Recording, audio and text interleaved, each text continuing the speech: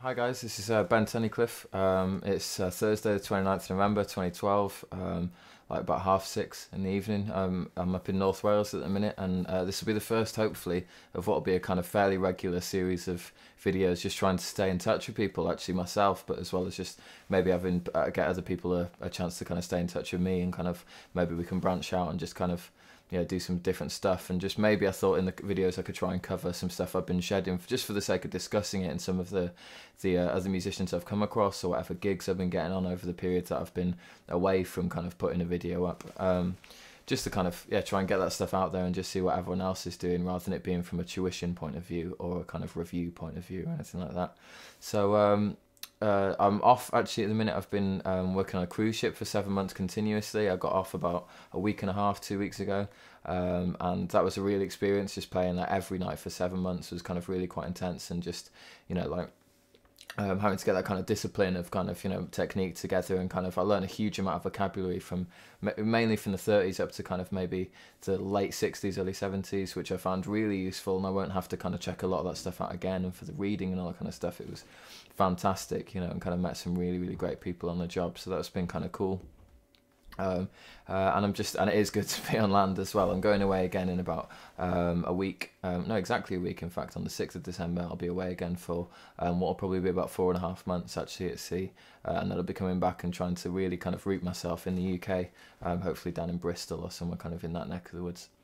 But anyway, since I've been back, anyone who knows me knows that I don't kind of like having a lot of spare time or kind of having days off, and I try to be as productive as I can. So about the first couple of days I was back, I headed up to Leeds up north, and hooked up with two fantastic bass players who came really, really well recommended by some friends, and it was an absolute first for me. And this is something I kind of would like to kind of discuss if anyone wants to kind of get involved in the comments or whatever.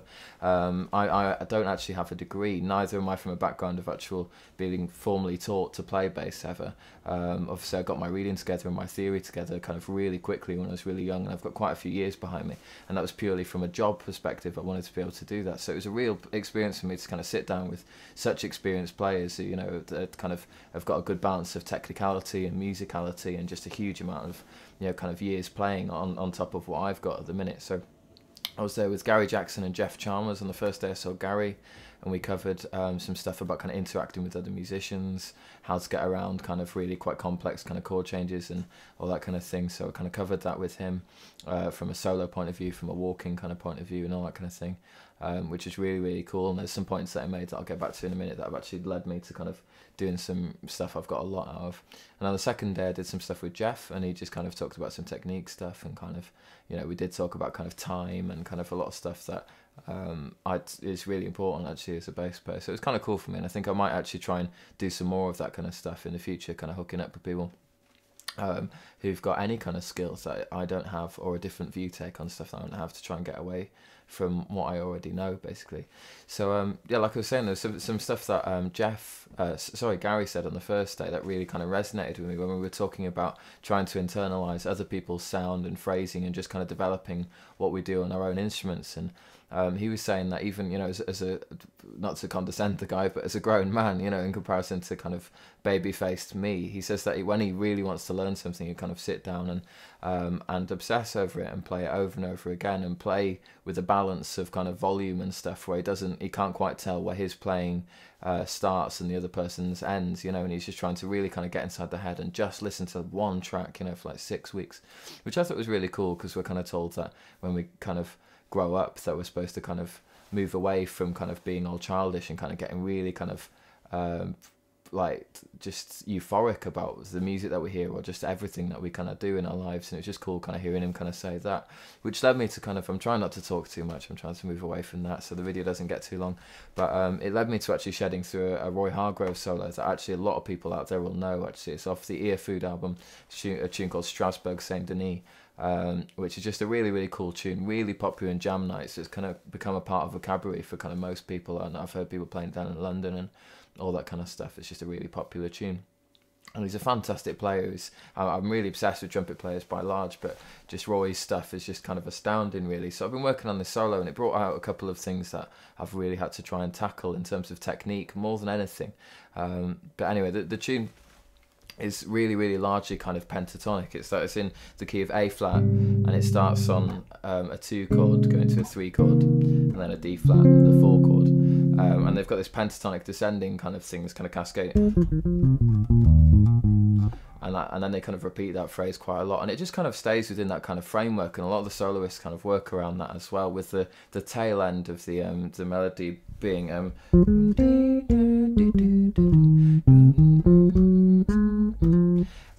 that's the only part that it kind of moves out, just getting that flat 9. It's the only part where we're getting any kind of accidental over any of those chords, which is over that's a 6 chord but being played as a dominant 7 with the flat 9 in it, an F. So I've been working on that, and there's some tunes that I kind of come across occasionally, and because they've been so well written and so easy to sing, it seems to bring out some just fantastic playing from the soloists involved. So if you get a chance to kind of check out other live versions of that track apart from the album version, you probably see that a lot of people end up kind of playing some really, really kind of hip lines over it, and I think part of that is because they're limited by the really diatonic framework, so it kind of really encourages kind of people to kind of spread out in another way, rather than kind of playing over something like Giant Steps, where kind of even if you play in over the changes, it just sounds like some of the weirdest stuff, you know, that a lot of people will have heard, you know. But anyway, so to go into Roy's solo on that, something that I found was just kind of having to move around the instrument, because he plays a lot of these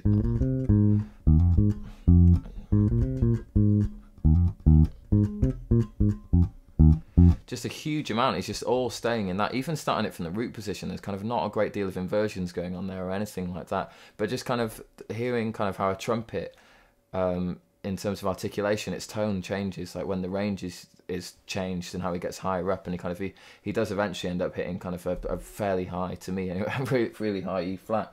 So it just means that it kind of sits in a really good range on the bass as well, which is really, really nice, rather than having something that's all the way down here or screaming up here, where I could kind of do the 6 string really. And I detune a semitone on all the strings, so it's kind of, I've still kind of lost that kind of 1 semitone for the G natural, but which I'm not finding a problem, to be completely honest. But anyway, like I was saying, he plays incredibly motivically over the solo, which is what makes it so hard actually to emulate in lots of ways, because when you've got something that's all chopsy and kind of, you know, all over the place and full of some crazy playing, it's a lot of players who do that kind of thing end up lacking in lyricism, or they lack in tone and all that kind of stuff, or it becomes much harder to kind of differentiate between those minute differences in time and things like that. Whereas in this solo, because it's something that's it falls very easily under the fingers for myself, and I'm sure for a lot of other people who've figured it out, it becomes much more of a challenge of finding where the magic is within that solo, you know. And there's like, he moves a lot of his staccato lines and legato lines around and kind of moves where he is against the beat really cool. And there's a phrase that he plays coming out of those phrases that I just played, coming to the end of his first chorus, it goes that, and just the way he kind of pulls time around and getting all those grace notes in, which is kind of, there's a lot of bass players doing that at the minute. We're hearing that from like Yannick and Scott Devine and stuff like that.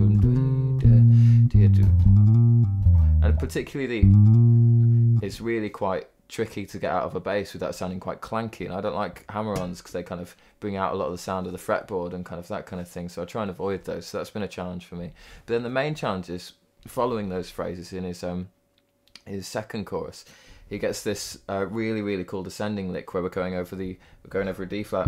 Sorry, the chord's going, and we're going to the 5, and he plays this line which goes.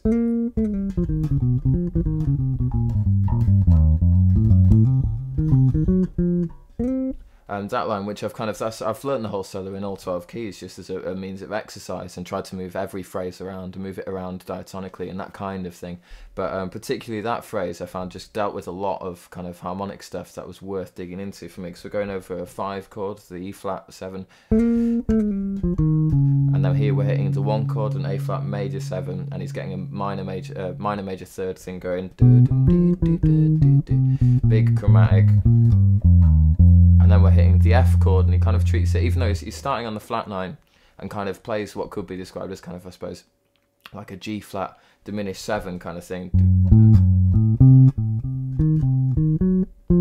That thing, and his use of accents there was really important to me, so I ended up involving a hammer-on to get rid of an accent actually in one point. So it's and so that's just a really cool lick that I just really, really like that.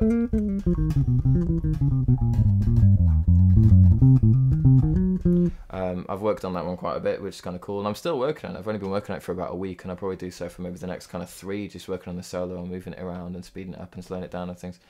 And then following that, when he's kind of moving around, it goes, and then this next bit, which has really driven me to check out Damien Erskine's videos a lot, pardon me. And a lot of videos from like Dane Alderson, who I'm a big fan of anyway, who plays with Void, the Australian guys, Andy Fisden and all these guys. But regardless, that he plays this, what I'm presuming is like a lip trill or I don't know, some kind of valve trill that he plays. But he's going up pentatonic from F, A flat major pentatonic, up, well, F minor, and he just gets this,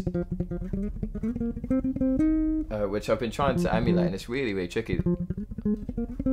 But it's just kind of really useful skill. So I've been sitting there watching films, trying to get that kind of thing kind of together quite a bit, which has been kind of quite interesting. But those are kind of the main challenges that I've got out of that. So I'll probably get back to you. There's been some requests that I kind of get actually a video of me playing the solo together, which I'll try and do. But I'm just trying to kind of wrap things up a tiny bit now because I've got a 15-minute limit on the videos. So yeah, following that, what I've been trying to get away from the solo basically is just to internalize some more kind of melodic things so I can maybe bring that to my own writing and my own playing and stuff. But particularly at the minute, what I'm trying to gear myself towards is actually getting a really good vocabulary and kind of background in electronic music more than anything. Hip hop, two-step, garage, dubstep, drum and bass even, is a big thing for me at the minute. It's the biggest thing, regardless of kind of all the jazz records that I do own and check out. And just hearing like a lot of people my own age is inspiring me at the minute. People like Bad Bad Not Good, who are kind of basically lampooning what jazz has become, because it kind of moved away, as far as I'm concerned, completely moved away from the spirit of how like albums that Charlie Parker and Miles and Herbie and all these people were writing back in the day were about. Kind of, you know, firstly a lot of it kind of stemmed from music that people go and dance to, and they kind of have a relationship like that towards the music, and they just really, really enjoyed it, and kind of you'd hear it in clubs, and it was kind of pop music of its time, I suppose, in so many ways. And then I know that, yeah, it's fine that people don't dance at kind of jazz gigs anymore. That is okay, and there's space for that for me. But as someone who's involved in, you know, scenes, and I'm in my 20s, and I'm just, you know, I don't see why there should be any disconnect between the music that I go to listen to in a club and hear through a huge sound system and stuff that's kind of got this really party vibe. Yannick talks about that quite a lot, about his kind of Live at the 55 Bar album. I don't see why there should be a disconnect between the music that I listen to when I go on a night out and the music that I play. But there's an extension from that, like in a lot of Jojo Mayer interviews. You should check out a series that he's got of interviews for Evans, where he talks about what he thinks the industry's become and stuff. A big thing for him was trying to involve live communication through this kind of reverse engineering of kind of taking apart, but mainly breakbeats from his point of view, and actually reversing them and actually, you know, kind of playing them live so that they can have that communication there. And that's at the soul of what I kind of would like to get out of music and what I'm trying to gear myself towards. Like I said, when I'm back on the ship now, I've got a huge vinyl collection actually for my age considering. I'll be taking that away. I'm kind of really big on the downloads. I'm really big on mixtapes and that kind of stuff. So I'll take that away and transcribe it as if it was a jazz thing. You know, I take that completely seriously. So that's kind of what I'm into at the minute, and trying to just gear myself towards doing that a lot when I hopefully kind of end up in Bristol or London or Cardiff or wherever I kind of go when I finish, you know. So just to wrap up quickly, something that I was involved with probably every year now, maybe about 18 months ago, I went to Incognito's Cream Studios in London, in Wembley, and Wimbledon even. We went over there, and we worked with a man called Craig Adams, who has written a musical called Lift, which is a theatre piece, actually, a theatre kind of concept album kind of thing. It's got some of the best vocalists on the theatre scene involved, and it's been released recently on iTunes and the website. So if you have a look at perfectpitch.com/lift, you can check that out, where it's got myself playing bass on it. There's some really cool lines in it that I was absolutely privileged to be a part of, and it's just got some really interesting topics and presented in a really cool way. So if you get a chance to just preview the tunes on iTunes, kind of get in touch, drop us a message, get on the Twitter, that's Ben Tunnicliffe, TUNNICLIFFE, or get on Tumblr, bentunnicliffe.tumblr.com, and search on Facebook for Ben Tunnicliffe Music, and hopefully we can hook up and just drop us a line about anything that you hate or that you kind of agree with in the videos, and that would be really cool. So see you soon, maybe in a week or hopefully less, and I'll get another video out to you as soon as I can.